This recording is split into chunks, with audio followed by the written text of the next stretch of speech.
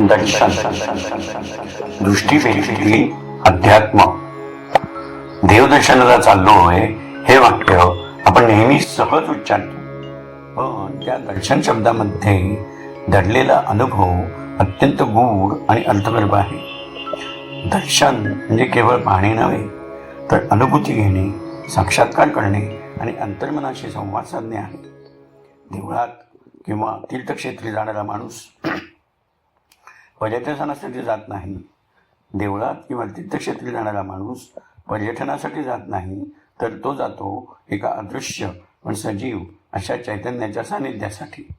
भक्ताच्या दृष्टीने दर्शन ही एक आध्यात्मिक प्रक्रिया आहे. मानसपूजा ही देखील दर्शनाचीच एक सूक्ष्म पद्धत आहे. मनाच्या डोळ्यांनी देवाचे स्मरण करणे, त्याची प्रतिमा अंतःकरणात उभी करणे आणि त्याच्याशी संवाद साधणे हे अंतर्मुख दर्शनच होय. सकाळच्या आरतीनंतर फुलांनी, दागिन्यांनी, वस्त्रालंकारांनी सजवलेल्या मूर्तीचे दर्शन घेताना मन प्रसन्न होते. त्या क्षणी भक्ताला असे जाणवते की आपणच केवळ मूर्तीकडे पाहत नाही, तर ती मूर्तीही आपल्याकडे करुणा आणि प्रेमाने पाहत आहे.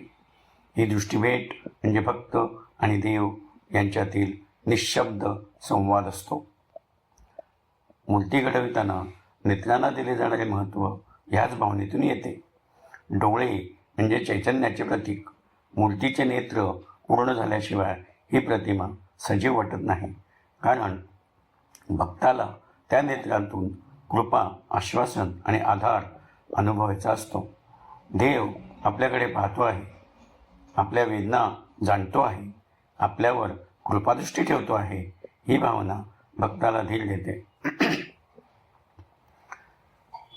हीच भावना भक्ताला प्रेरणा देते.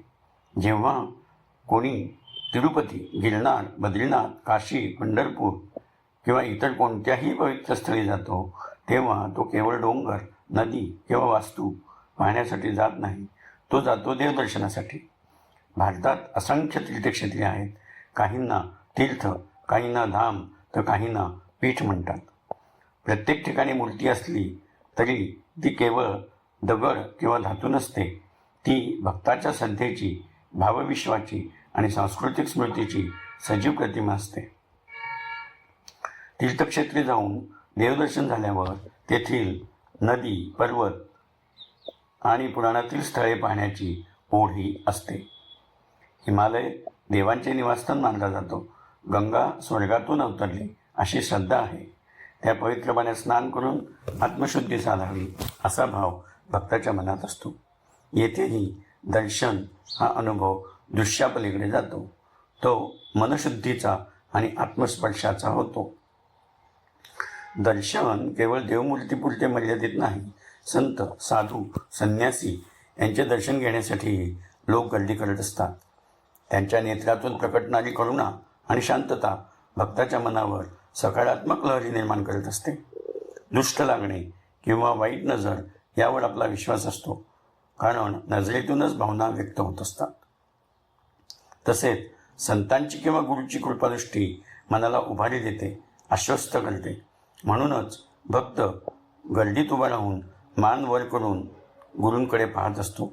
त्या दयामय दृष्टीचा एक क्षण तरी लाभावा हीच त्याची आकांक्षा असते. लौकिक जीवनातही पाहण्याला अनन्यसाधारण महत्त्व आहे. प्रेमामध्ये प्रथम दर्शनी जडलेले आकर्षण असते. नजरेतून राग, अनुराग, आपुलकी व्यक्त होते. संस्कृत साहित्यात डोळ्यांच्या भाषेला मोठे स्थान आहे. केवळ एका कटाक्षातून स्पर्शाचा भास निर्माण होतो. पूर्वी सामाजिक मर्यादांमुळे नवरा बायकोमध्येही नजरेचा संवादच प्रेमाची अभिव्यक्ती करीत असे. पूर्वी सामाजिक मर्यादांमुळे नवरा बायकोमध्येही नजरेचा संवादच प्रेमाची अभिव्यक्ती करीत असे. ज्ञानप्राप्तीतही पाहण्याला अग्रक्रम आहे. मी ऐकले यापेक्षा मी पाहिले यावर अधिक विश्वास ठेवला जातो. कारण दर्शनातून मिळालेले ज्ञान स्पष्ट, ठोस आणि खात्रीशीर असते. कारण दर्शनातून मिळालेले ज्ञान स्पष्ट, ठोस आणि खात्रीशीर असते.